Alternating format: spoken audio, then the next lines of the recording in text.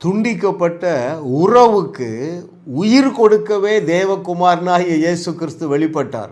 நம்முடைய முதல் பெற்றோர் செய்த பாவத்து நிமித்தம் தேவனுக்கும் மனிதனுக்கும் இடையிலே ஒரு பகை உண்டாகிற்று இல்லையா? அந்த உறவில் உயிர் இல்லை, டெட்டு. அதற்கு உயிர் கொடுக்கவே தேவகுமாரனாகிய இயேசு கிறிஸ்து வெளிப்பட்டார். எந்த அளவுக்கு உறவு தெரியுமா? முந்தின உறவை காட்டிலும் பிந்தின உறவு அதிக மேலானது. முந்தின உறவு அவர்கள் தேவனுடைய ஜனங்கள் என்கிற ஐடென்டிட்டி தான். இப்பொழுது உங்களுக்கும் உங்கள் தகப்பனாகிய தேவனுக்கும் இருக்கிற உறவு என்ன உறவு? அப்பா பிள்ளை என்கிற உறவு. ஹல்லேலூயா!